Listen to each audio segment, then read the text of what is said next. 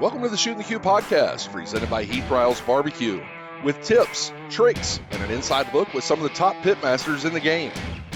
Now here's your host, Heath Riles. Welcome back to another episode of Shootin The Que. Today I'm joined by my lovely wife Candace and our good friend Captain Kelso from down in Key West. How you doing today? Doing good. Just enjoying the weather down here. What's the weather like down there right now? There's a slight breeze, but it's been pretty sunny. You get that typical summertime rain in the afternoon, but just cools everything off, and then it's back to beautiful weather after that. So, well, it's almost nice. Time to kick off the event for this year. Yeah. Everyone's very excited that I've talked to on my side of things. All the fishing guides and captains involved. So I'm sure there's a lot of talk between you guys as well. Yeah, everybody's wanting to have phone calls and everybody's been texting and all that kind of good stuff. And actually this morning we've been on the phone.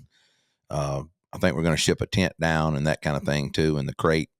So we'll have it there, but it's, everything's getting lined out. Well, before we get too much into this, can you kind of tell everybody kind of who you are and how you got started, what you're doing? Yeah. So yeah, like Heath said, I'm down in Key West, Florida. Originally from the Tampa Bay area, and just started out down here working for a charter fleet, and got my foot in the door with the fishing industry down in these parts of Florida. So ended up staying and been here almost 15 years, right in Key West, just fishing and meeting a lot of cool people along the way. So what all types of charters do you run yourself now? Primarily just backcountry fishing. I've had my hands in a lot of different types of fishing in the industry in itself. But the backcountry fishing, more shallow water fishing is my primary thing that I go do, which you can branch off and do a little bit of reef fishing or kind of switch it up and kind of poke into some different depths of water with the type of boats that we run. But yeah, primarily just the shallow water fishing between all the islands. Yeah. What would you say has been your kind of the one fish you've kind of always can go catch all the time, no matter what? I'd say probably any type of snapper. We have so many different types, and they're just kind of littered all over the seafloor in every depth. I'd say you probably catch snappers any day of the week. What's the hardest? The hardest I'd probably say is probably permit, which I know that was high points on the tournament last year. Usually got to run pretty far. You find them, you get like one shot at them, so it's kind of a for a tournament setting, it's definitely a gamble. But the points are there, But that's probably the hardest fish to catch in our world. I think the lobster diving was the hardest part. Yeah, in my world. Oh, well, I don't know if we said it, but he was our captain last year, so that's kind of how we met you and formed a friendship with you. But that's right. I said that, but. And so, just for everybody that don't know, we'll keep on talking. Kyle was our captain in Key West for the first annual Rub Tug Event, and that event name has changed to the Key West Invitational now. But Kyle is going to be our captain again this year. So we thought having him on to kind of talk about fishing and just Key West in general will be really cool. We've got a big group of people coming down with us this year, by the way, Kyle. How many friends are coming down that we personally know? Just 4 or 5 plus 3 work crew members and I don't know, us and my son. Yeah, it'd be several of us coming down. But it's definitely be a good time. So talking about the lobster diving, we made a joke about that. Kind of explain to people how hard that lobster diving really is for somebody that does not do it all the time.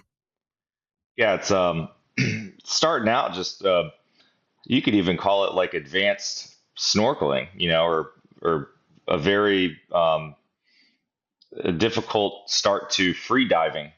So it's like, go to the deep end of the pool, maybe double that, and then have to go down and not just pick up, how, kids train to go dive, pick up the little weight on the bottom or the little toy.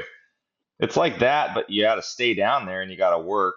You got your tickle stick in one hand and then your net, and then you have to, for one, see the lobsters, and then you have to get them to come out of their little crevice and then net them and then measure them, and then it's a lot of work if you haven't done any type of diving before. Snorkeling, it's one thing, just lay up at the top of the surface. It's, That's right. you can see things, and it's actually pretty enjoyable for a lot of people. But yeah, the lobster diving it's another So step into that world. I have to ask, what were your thoughts last year when they told you guys that you were going to take all of us out lobster diving, and y'all probably looked up all these barbecue people and all these social media people, and were you just, I mean, honestly, were you just like, oh, like, how is this going to work? Yeah, a few of us were like, well, man, we're gonna have to be getting in the water and helping quite a bit, and that's why I got my upper hand, and I've had Jocelyn come down and help with all that, because I knew that they would be a little bit tricky, considering most people in the event hadn't done anything like that before. So it's a lot to pay attention to for a captain as well. If I was in the water, I can't really Watch your boat. watch my boat, and Yeah. whoever else is driving around out there. You guys saw how busy it was, all those boats. So all it takes is one person to get a little too close and not see you. There's a lot of stuff going on in that That's right. event in general. So you just got to be careful. So It's I don't know. I thought it was going to be easier than it was personally. When they said you could pretty much the depth of water be 6-7 foot, I was like, okay, I'm 6.5 foot. This is going to be not bad, right? Thinking as tall as I am, I might be able to stand flat footed and look down in the water and check them out. That was not the case for me. Not where we parked the boat at. yeah, I know when I yeah, got there in the was, water and I went off the edge of the boat, with the snorkeling equipment on, and then I come up, I was 30 foot away from the boat because of the current, it seemed like. Well, that was yeah, also opening day of yeah, that, exactly. correct? So there were Yeah, lots of people not even a part of this tournament, but just the general public. I yeah, guess people live in that area, and that's just something that you do there, right? yeah. And there's people from all over the state that come down every year. That's like their family vacation, that they do in the summer. It's right before school starts, so it's Mm. perfect timing to get one more little trip in, especially if you live somewhere in Florida. It's not that big of a deal to tow your boat down here and rent a house and have a good time with the family. So um, yeah, there's always a lot more people out on the opening weekend. Like this past weekend would have been considered opening weekend. It opened up last week, and there's a lot of boats on the water this weekend, especially on Saturday. So So did y'all go out lobster diving? I went on, when was that? I went on Saturday. I just went out by myself. Just I was waiting on a buddy actually to come to that little sandbar where we all met up after lobstering over at Marvin Key. I was waiting on a friend, and his wife to meet me out there just to hang out, and they were taking too long. And I said, well, I got some dive gear with me. I'll go check out a couple spots I've been wanting to look at, and I got a couple of them, and then just hung out and waited for them. So good little day. But I was way away from where we were lobstering, um, the tournament day last year. It's Yeah. just a tiny little spot. I mean, I got 4 off of it, which it's not bad, but No. I'm just getting them just for me, Yeah. just to cook up for a meal or two. So So personally, do you like the spiny lobster versus cold water lobster? um, I like both. I really like claw meat of the cold water lobster. It just tastes different, and it's a little sweeter. You ever get a lobster roll? That's the meat that's in it. It's not the tail meat. Um, but yeah, I'd say I like the spiny lobster more, uh, just because I can go out and get it myself, and it's fun. Some days it's fun, but yeah, I'd say, I mean, I don't think I'd order at a restaurant. Yeah. That's I kind of where I'm at too with it. Yeah, it's good. It's good. It's lobster. It's from here. I know, I'd catch it myself. But I think if I was at a restaurant, I'd pick the cold water lobster, or your Maine lobster, or as some people say. I know that's one of them trips I'd like to do one of these days, is go up to Maine. I mean, I've been to Boston, but go on up and really get on the edge of the cold water and visit some of the restaurants right on the water right there. That would be pretty cool one of these days. Yeah, I had some friends that were up in that area recently, and just seeing the pictures and all that. I mean, I think they just ate lobster every day. So fresh too. That sounds like some friends of mine that went to the Maldives. He said they ate lobster and Wagyu beef every day. They were there for 30 days on a contracting job. And you can't beat that. Yeah, it would probably get old after a while though. Yeah. After the first few Like times. anything, yeah. Yeah, for sure. So talking about last year, what changes are you looking forward to this year as far as the event goes? I know they're adding a lot more people, making it a little bigger. What's your thoughts on all that? I think it'll be good to have more people involved. I don't know. They haven't really given any of the captains any of the rules yet.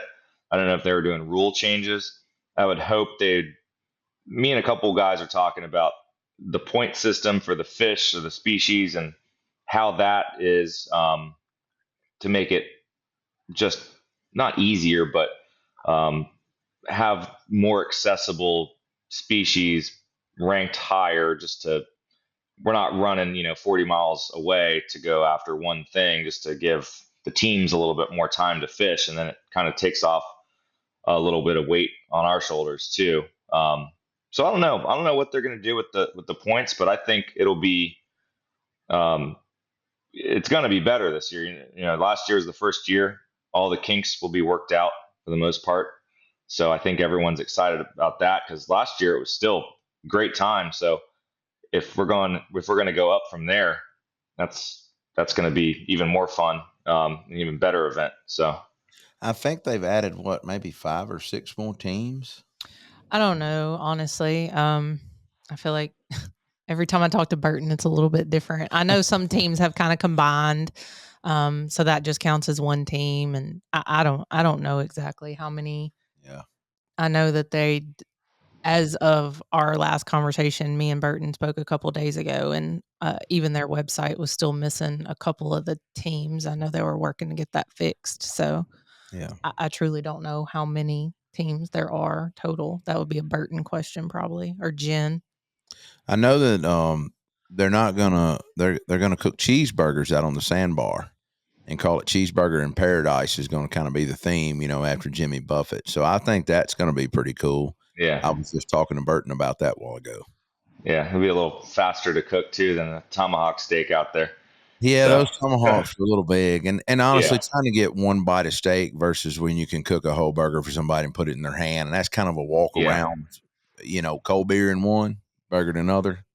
I think that's probably a little better than just having a sliver of meat or a bite of lobster Is that tail. still the day? Are you supposed to cook your fish that day too? You can cook your cook your lobster catch? if you lobster dive or fish or whatever. Oh, Yeah, and then that's- they brought out a bunch of lobsters too. I remember that. That's right. So, like, even, I mean, I'd imagine they do it again. So we allowed to keep the fish and cook any of the fish this year that we catch? I If they're thought, in I mean, we season? could have kept them last year, really. Yeah, couldn't It's we had a just- few. We were moving around a lot to try to get the points, but yeah, I mean, the second you guys we're not going to lobster, right? No, we're not lobster. I'm Yeah, gonna fish both days. Okay, yeah, so that means the second, if they're only doing the fishing, tournament the first day, and the second day we can just go out there and catch whatever and get some fish to go cook at the sandbar.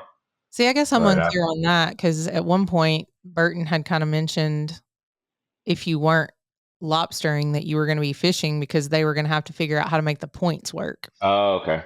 But I Okay. haven't I'm not clear on that. Again, Yeah. that'd be something else. Cause like if you're not lobstering for points, then you should still be fishing for points is the way he made it sound at one time. Maybe But they're trying to balance it they out. were still Okay. in the talks of how they were going to make that work. So that kind of Yeah. goes back to the point system. I'm not sure what they decided. I'm sure Yeah. we'll all find out at the same time. Yeah. Well, Yeah, the 'cause reason we I were asked about the fish, sorry, to make some fish tacos. Maybe we're out there. There's something we can grill quick, and I can make some stuff up. But some fish tacos out there in the middle of the ocean would be pretty good. that would be pretty good. Oh, what was Yeah, you going we to were. say, Kyle? I'm I sorry. was gonna say me and a couple other captains we were talking about the rules and the points too, and I think they are still working on it because Yeah. they would have, they would have released it to us just so we can kind of have a little bit of a game plan leading up to it. Because I think last year we didn't know really anything until we got to the captain's meeting um, over at the distillery, and we had no idea about any sort of point system or species or any of that. So it's kind of, which that can be fun, but it's Yeah. nice to know, for us, like, hey, like if we're gonna have to go after this, I can look at the weather leading up to it and kind of have a game plan of where I want to go. So Yeah, I don't know if they're putting that out before or at the meeting itself. I I'm think the sure meeting. for us it would be at the meeting, but for you guys, Yeah. I don't know that. Yeah. You would. Yeah. So you said your boat is actually at Ocean's Edge Marina now, right? yeah, I was there back when they first opened, and then during 2020, I had a second boat at a different marina, and then it was easier for me to just have everything in one spot. And then I had been trying to get back over there um, pretty much ever since, business got back to normal. And so I got back over there right around Easter. So that'll even work out better too, because I imagine you guys are staying there again, right? Yeah. So I'll be right there, kind of right where we got on the boat last year. That's right where I keep it now. So Oh, cool. Perfect. it'll be easier than waiting in line for everyone to move. I got my own little spot. So Yeah. Are you on the floating docks there is what you're on? yeah, yep. Yeah, we don't have to wait. So We'll just go. We'll be like, That's get out of the right. way. Just get out of the way and go. We're ready Yep. to go. Y'all We know move. what we're doing. We know what we're doing there now with Kelso. So we just go jump on Yeah. the boat now and leave everybody by and go on. yeah, we can load the boat up before anyone else too. It's right there. So Even better. That's you right. can go down there before I even get there and throw stuff on the boat, and then we can just leave. That'll work. Don't you threaten me with a good time. How long are we staying out that first day? Do you remember? I don't remember. Like 6 or 7 hours? Last year it was 6 hours. can- I heard this year it might be 4. I But feel like it's 4, but I might be wrong. because I remember last year it was definitely 6 last year. I remember it being 6. But this year it might be 4.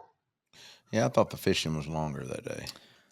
According to what I got, I believe it is. Well, it's like 8:15 to 3 ish. So that's like 6 hours? Yeah. 6, Yeah, 7. that would be about. Yeah, but then I also heard we were leaving at 7 this year instead of 8. Well, So there's a lot of. That was actually one of my recommendations when Burton and I have talked several times was that we would like to leave earlier because I know at some point last year, which I don't know if the weather's the same, but I know it was really, really hot. Oh yeah, the last couple hours are kind of just brutal, just baking in the sun, anyways. So and part of it, like I remember you talking about certain fish you can catch earlier in the day when the water's cooler, but once it gets so hot, they're not going to come up that far, so it's harder to get them at that point in the day. So I don't know. That's correct. Yeah. So I heard we were leaving a little earlier, which is good. I would leave earlier than what I heard. Even I'd go out there in the dark.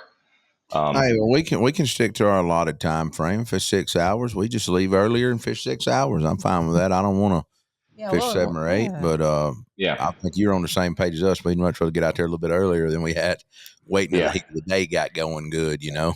Yeah, when the sun is at that point, I'd like to be on my way in. So. I tell everybody, I've been to a lot of hot places, but I think Key West is one of the most humid. It was when we were there, places that we could go, because you could take a shower and walk out of the room at 6:30 in the morning, and it like just a heat wave would hit you like woof, just suck on you. Yeah, just walking to breakfast, you'd be soaking wet in sweat. Yeah, it's even with a little breeze, it's still, it still gets you. It's definitely been warm lately. We have had a little bit of a breeze, but which is nice. But yeah, it has been warm. Just last night I was at the concert down at the amphitheater down at the waterfront park, and it was sold out, but there's still room to, you're not bumping into people, but it was hot as I remembered it a couple years ago, and going to a concert there in the summer. It's just everyone you see is just drenched. And so what all kind of what's some of the biggest events that happen in Key West during the year? Yeah, that's a good question. I would say probably Fantasy Fest.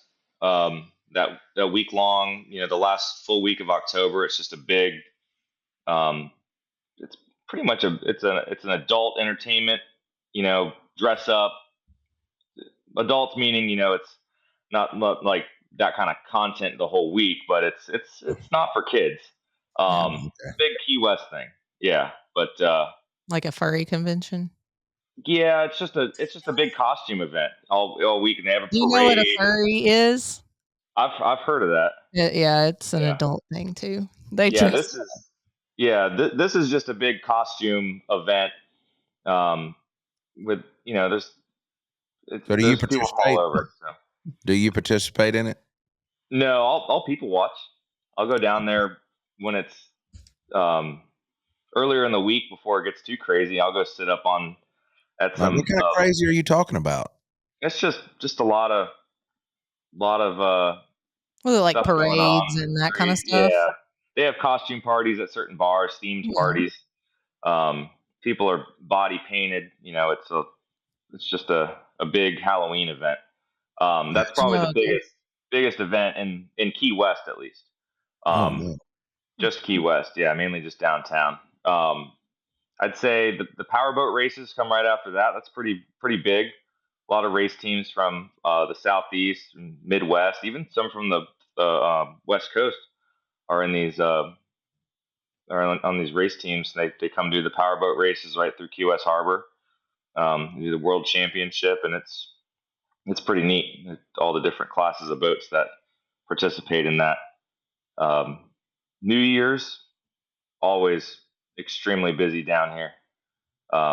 This New Year's Eve down on Duval Street is big, and I think there's 3 or 4 different types of ball drops at certain ends of the street. You got the harbor, you got in front of Sloppy Joe's, you got the south end of Duval Street. There's a lot of people. I think they closed the entire street down, which is a couple miles. They just closed the whole thing. Wow. So yeah, a lot of events like that. And then I'd say for the entire Keys, I'd say the last Wednesday, Thursday of July, the lobster mini season. That's probably the biggest event Keys wide. That the 2-day preseason to get out and go lobster, and that's when I'd say there's the most amount of people in the Keys, top to bottom, not just Key West. Gotcha. And is that just like for local Florida people, or is that wide open to everybody on that one? That's open to everyone.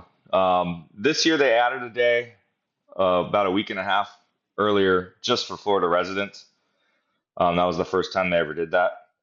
But the main mini season is open to anyone. Wow.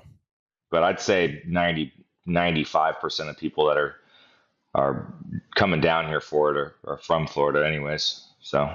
Well, I bet those powerboat races are pretty cool. I've always wanted to see some of those in person anyway. Yeah, they do a little parade down Duval Street with all all the ones that can fit making those turns, because it's pretty tight turns down there. Even a lot of the shipping trucks for even restaurants, the food vendors, the food trucks, they have a hard time making those turns. So any of those boats that can fit down there, they're in a parade almost every night going down the street, and it's pretty cool. And they'll stop. You can go up and talk to the race teams and buy some of their shirts and hats, and it's pretty neat. So that's pretty cool. That does sound cool. I never have heard of that Fantasy Fest either. Yeah, that's a big one. I mean, I bet you I bet you even Ocean's Edge is sold out that week already. Wow. I mean, it's a big thing. Now, is Ocean's Edge one of the premier kind of resorts at Key West, would you say? Yeah. Well, there's a couple of them, because Ocean's Edge isn't really even considered like Key West proper, because it's right outside of there. So there's a couple resorts like that in the area, and I'd say it is one of the nicer ones on this side of the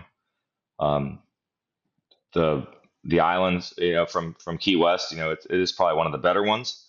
But as far as resorts in Key West, there's a couple that compete pretty high with it, but they don't have everything that Ocean's Edge has. We've got the marina, the whole boardwalk. I don't know what other hotel has 6 pools. So it's very spread out, which people like.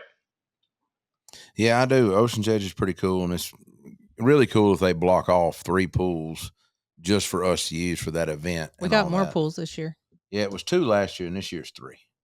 Yeah, it might as well just be that whole front side of that building. No, said it was a lot more this year. I mean, and there's an official belly flop contest this year. I think we kind of started something last year with that. Yeah, someone pointed and yelled, and then it just happened. Yeah, and then next thing you know, I'm ranking scores. I'm trying we filmed it all. Yeah, we filmed it and ranked it. It was a pretty good time for sure. So I want to talk about tarpon. That is a fish that I'd really like to catch. So what do we need to do to get on some good tarpon? Leaving early is probably the biggest thing. And then kind of just hitting. There's a handful of spots this time of year where they'll be at.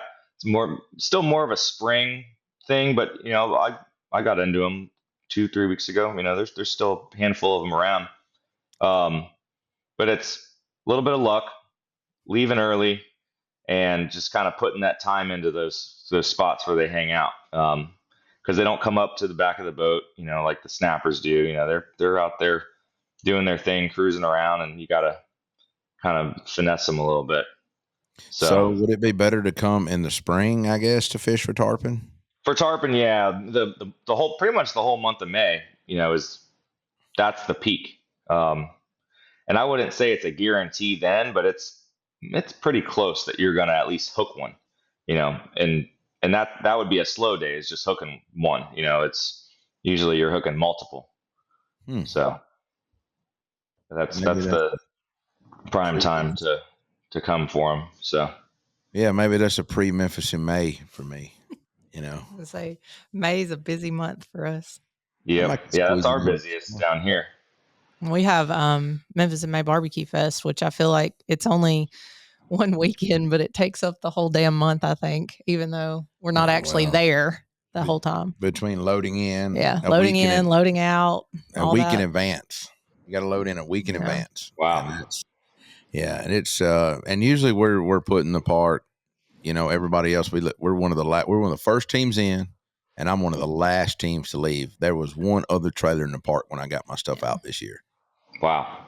I mean, it just, I let everybody else move their stuff. I'm not going to go fight a crowd of trucks trying to hook to trailers. I just leave. Yeah. I guess even some of those big boat shows they have down in Miami, it's the same thing. I mean, it might be moving boats in there for weeks, just to get everything in there. It's a lot of stuff going on when you got trailers and equipment like that. I can see how that that would take some time. Talking about all that, I do have a question. What's the furthest you've been out in your boat? Have you ever been to the Bahamas in your boat? No, not my boat. No. The Probably boat would I make used, would it? I had a boat that was a little bigger, and I've taken that one pretty far out in the Gulf, but not to not to the Bahamas, not to Cuba, none of that. But there's a lot of guys that do run a lot of trips to the Bahamas, but they usually go out of the Upper Keys because it's a little closer shot. So Yeah, I had some friends and they were doing that. He's got a pretty big boat and he done it back last year, him and his kids and wife. And I can't remember how many hours he told me it took him, but he's got a fast boat. It's got three 300s across the back. He's moving pretty good. yeah, there's people that even go out of South Florida. They take day trips over there. Yeah. To some of the outer islands of the Bahamas there just to run over, hang out at some of their beaches, maybe hit a restaurant and roll back, go to work the next day. Pretty neat. That's pretty wild. That water would have to be real good for me to do that. Not none of those. Yeah. I don't know. That fishing trip I was just on. I can't say nothing. It was 10 of us on the boat. The first day, when I got up, the thundering and lightning woke me up at 4:45, and my alarm was set for 5, and we were supposed to leave at 6, and we were 5 minutes from the arena, up the road, and we got there at 15 till, and it was still spitting rain and raining. And I said, "Is the captain? He still good? Is he gonna call it or what?" She's like, "Oh no, he's going out." I thought to myself, "Oh boy, this is one of these guys." Sure enough, I was all good, but 5 of us ended up getting sick on that trip. Yeah. But it was 7, 8 foot, 6 to 8. It was pretty rough, and we was on a 63-foot boat, and it was rough. Yeah, it's gotta be rough to move something like that around. I would not want to be on a small boat in that bad of water, like it was. It was rough. Yeah. Yeah, especially doing those Bahamas trips. You got to make sure the weather's going to be good because I knew some friends that went over there on a boat out of Miami. I think it was like last weekend, and they stayed a couple of extra days because of that storm. That was even though the storm had already passed, there's still all those outer bands and all that extra wind that was turning it up. So they got to stay there a couple extra days, which there's nothing wrong with that. Yeah. But if you got obligations back in the States, you gotta plan that accordingly with the weather. But yeah, that was such a weird little tropical storm hurricane that went by. So How many miles is it across there?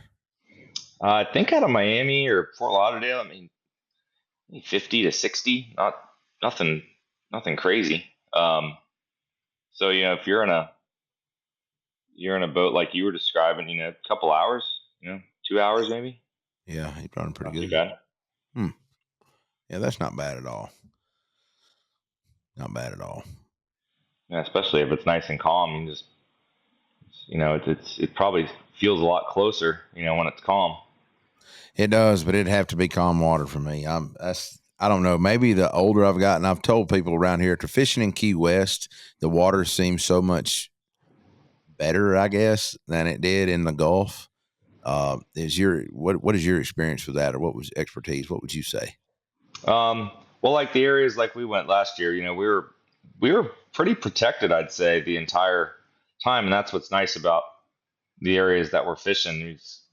Even if it gets a little breezy, we can still be fishing behind areas that kind of knock down those swells. But so then, like, yeah, your ride to and from might be bumpy, but fishing, you're not going to be moving all around and getting seasick. That's usually when that'll happen is when you're stopped. Yeah. So I rarely ever have anyone get seasick, just because it's usually areas that are blocked from the wind or the waves. I was good on that big boat till I went down in the cubby to go to the restroom. And when I come out of there and that cold air hit me, I don't know what it was, but it was time for that bottle of water to come back up. Yep. Yeah, that'll do it too, especially going inside the boat. and you kind of you can't really see outside or anything. That'll definitely, if it's gonna happen, that's how it's gonna happen a lot of times. We had a captain tell us one time that ginger peels was the best thing to eat. Have you ever heard that before? Yeah, I have heard of those. I've never, well, I don't get seaside, so I don't have any experience taking any of that, but I have heard of that. I'd say a lot of people just take, um, the Dramamine and, the anti-nausea pills. They get at the pharmacy, but, yeah, I've Ginger heard of is that. supposed to help with Ginger. nausea in general. So, like for anybody, not just seasick, but And then they have like these little seasick patches you can put on the back of your ear, which I think that's just it's the same stuff in those pills. It's just, on a Band-Aid, technically. They have these little wristbands now that they have like a different settings. It's like a seasickness wristband that it's like I don't know if it hits a nerve or how it really works, but it looks like a watch and it's got different settings that vibrate, make little pulses. And I don't know if it just keeps your mind from focusing on getting sick or what, but I heard they work pretty well. I've seen those, but I didn't know much about them. Yeah, I've seen some old school ones where it had like the ball on it or whatever, and you kind of put it. That's what he's talking about. I Yeah, think. Yeah. those were, I don't know. I used to wear those and the patches and take pills back in the day, a long time ago. But I don't take anything anymore. I don't take Dramamine, and I You just did do the patch. So Heath went on a fishing trip. We were actually just talking about it the other day. How many you were gone for, like 20 hours or 22? no 44 44 hours on a fishing trip once. And on the water. You did wear one of those patches that time I just did, because you were worried. but the water was good, and we were on a 90. I think it was a 92-foot boat, maybe, and it was like 34 foot wide. It was a big boat, but it was like 26 or 28 of us guys plus the crew. So it was a big boat. It had its own galley and bar in it and all that kind of stuff. And it was more of it was like, what was it called? Galveston. It was out of Galveston, Texas. It was a tuna fishing rig. But I don't recommend 44 hours on the water either. Yeah. No, that's a long time to be gone away from shore. Oh, what is your longest trip away? Probably 4 days. 4 days on the water? But yeah, probably about 4 days. So what were you doing? Just fishing? Yeah, I had a friend that ran a this commercial fishing boat. It was just me and him, and it's got two bunks in it. We're just out. We're down to the west, just catching yellowtail snappers primarily. But yeah, it was about I think it was 3 or 4 days. I think it was one of the two. But yeah, I mean, it was nice weather though, and nice cool weather, and not rough, so it really wasn't that bad. And the boat had a nice big grill on it. It's pretty big boat. So we got coolers with food and steaks and chicken. We could grill, go somewhere a little shallower, anchor up at night, grill some food, take showers, and watch the stars. It was actually pretty nice, but mainly because the weather was nice. Yeah. If it was rough, yeah, it'd be a long 3 to 4 days. So No doubt about that.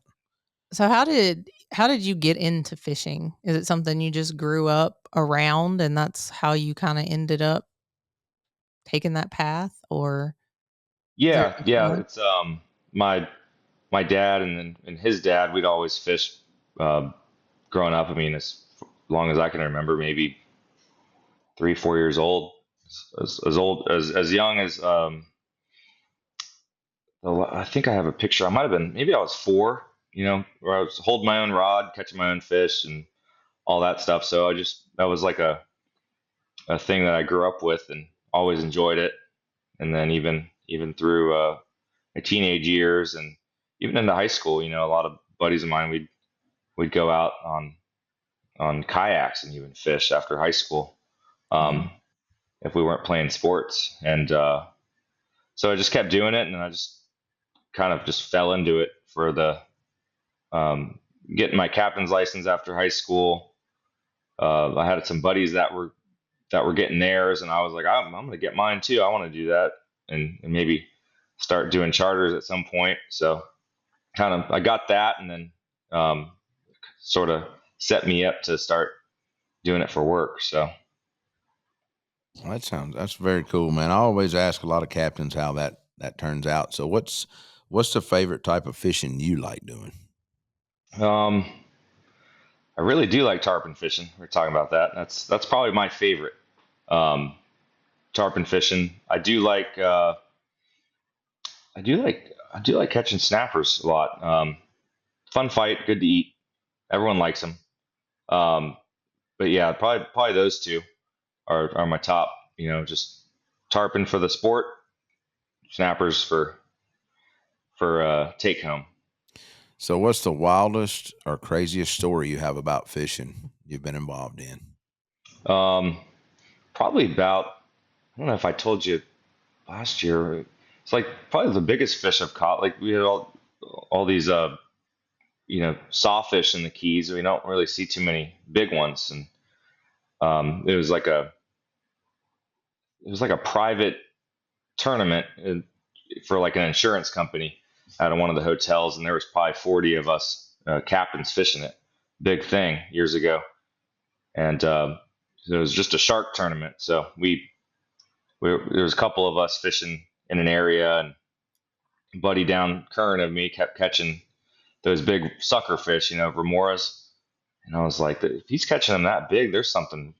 If you start catching those, that means there's something really large around.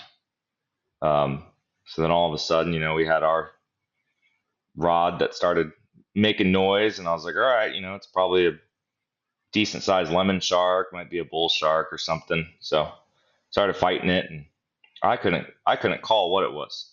Because usually the fish runs, and I've caught enough of everything where I can kind of say, yeah, that's probably going to be that, and usually, I'm pretty close if not, and I just could not figure out what this was. It ended up being a 13, 14 foot sawfish, and it was like, I had never seen anything that big.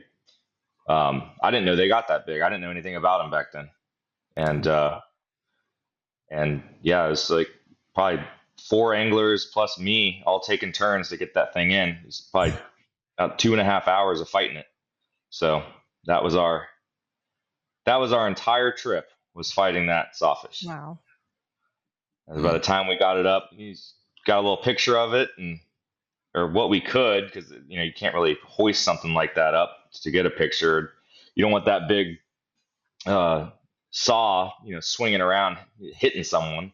Be careful. So yeah, we got somewhat of a picture of it just to show people that what we had, and then after that, it's time to go in. And nobody believed us, but at least we had a little bit of enough of a picture to where someone could see that's what it was, and there was other boats in the area being like, oh yeah, we saw them. We probably caught 10 lemon sharks while they were fighting that one sawfish, and so we had proof. And that was a pretty cool experience, seeing something like that. You're down here, and I always tell people you never know what you're gonna get into. And then there's a few things that come up to where it surprises even guys like me that do that all the time. So pretty neat what's swimming around out there. I bet. Well, there's parts of the ocean that's undiscovered, and let's say it like that. And you do so much reading that it's amazing what you see coming to the top of the water when you're pulling it up. I mean, some of them are huge creatures. I'll say that. I don't know what it is. Different colors, and yeah, it's just there's always something out there that even surprises us. We're doing it all the time, so that's what keeps a lot of us interested in the day to day. It's never the same. Every trip is different. So have you ever chartered for anyone famous before? Yeah, a couple country singers. Took Chris Young out a couple months ago. and he was in town, and done some music videos for a few other ones. Just not me in the video, but just kind of support boats. Um, some other country stars and few sports players, but cool baseball players, but not any crazy big names, but famous enough to where they're walking around Key West and they get stopped, by about every other person. So, but they don't have a flock of people, following behind them with paparazzis. Not that kind of famous, but you know, good enough. Big country music stars. So, For sure. Well, what's your favorite place to fish besides Key West? I'd probably say probably back home in the Tampa Bay area, back where I'm from, or up in the Everglades. That's the Everglades is kind of a mix between the Key West and where I'm from. You got a little bit of different species that live in both, and they kind of blend in all together up there. So yeah, I'd say either back home, just mainly because I'm from there, and I grew up fishing there, and I just enjoy it, mainly because of that. But yeah, probably other than that is the Florida Everglades, so which aren't extremely far from where I'm at right now. So Wow. I didn't realize that. yeah, it's another world up there. It's crazy how many different ecosystems are in the Keys. But 80 miles away from here is a totally different scene. And it's still the Keys. It's just completely different than what we're seeing here. So Yeah. it's kind of neat to have that close by. Yeah, we never have done that 90-mile stretch in a car, and I would really like to do that one of these days. We just usually fly straight in when we come down. I've heard it's good and bad though. It can be both. Yeah. Yeah. I've heard I've the done it scenery 1,000 is times. wonderful, but the traffic can be a pain. Yeah. Yeah. I've done that drive so many times where I know when to do it, when not to do it. But it keeps changing, even if I'm driving out of the Keys to the mainland and going on a road trip, there's the times and days that I would do that 10 years ago are different than now. It's just it's a lot more development in South Florida. There's a lot more people living in the Keys. So you gotta pick your times wisely, but it is a beautiful drive. I always recommend it to people if they've never done it before. Probably don't want to do it on a Friday or a Saturday for sure, right? No, yeah, you wouldn't want to do that. I'd say the best time would be on a weekday, mid morning, and there's so many places to stop. Maybe your last place to stop, maybe for lunch, and then just get on down here. Yeah. So, but it's a gorgeous drive. A lot of pretty water. A lot of landmarks on the way. A lot of restaurants and marinas that are just known for a quirky thing that people just over the years have started to stop at, where they've got people directing traffic because they want to throw dead fish to some tarpon, which you can do that in almost any marina in the Keys, but there's some places that's where you go to do it. That's on the checklist on a lot of the things to do in the Keys. That one marina is probably on there. Wow. So. Maybe if you make that trip in May, you can drive. No, I'm not driving all the way down there because that's a long drive from here. No, I didn't mean from here. I meant like fly to Miami and then drive. Yeah, that's a little bit different. No, I wouldn't drive the whole way. I mean, driving from here to Orlando is what, 13 hours, 12? We did that. It was too far. Yeah, even hours. Here to the other side of Florida, probably from here to Pensacola, Pensacola, that's probably 14 hours from here. And that's like the furthest you can drive while still being in Florida. And it's most places you'd cross 3 states amount of time. So we're No. solid. I didn't mean drive the whole way. We're That's solid like 20, we're solid 20 hours to you. it's like wasn't it last year, or I know it was last year, didn't the RC Ranch guys make that whole drive all the way from Texas all the way down to Key West? Yes. I mean, that's They absurd. bring all the meat with them? Yeah, They did. they actually didn't.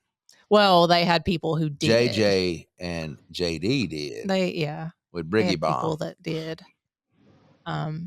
But yeah, that had to be a very long drive. I mean, I know they didn't do it all at once, but still, that's You too much for me. You give me a week, I'll do it. Mm-mm. I need a week to get down there from here. That's me leaving today. I didn't realize they I thought they shipped all that in. They all the did meat last to the- year. I don't know what they're doing this year. But last year I know they had people that brought it, drove it. Where are they at? Louisiana or Texas? Texas. Yeah. That's still a long haul. That is. Long haul. Well, Kyle, man, I appreciate you coming on today and talking, and I can't wait to see you. The days is counting down now. We're not far off. Yep. Everyone down here is excited, and I guess we'll hear more and more about it as we get closer to, and they kind of have everything set in stone for the structure of what we're doing, and hopefully we got some good weather for it. I hope so too, man. I'm looking forward to it and looking forward to see you again. So let us know if there's anything you need between now and then, and we'll see you just around the corner. Perfect. Looking forward to it. Appreciate it, buddy. Thank you for tuning in to the Shootin The Que podcast. If you have any comments or suggestions for future episodes, please feel free to reach out to us on our social media channels or through our website. Don't forget to subscribe to our podcast on your favorite platform. Leave us a review if you enjoyed the show. Until next time, keep shooting the Que.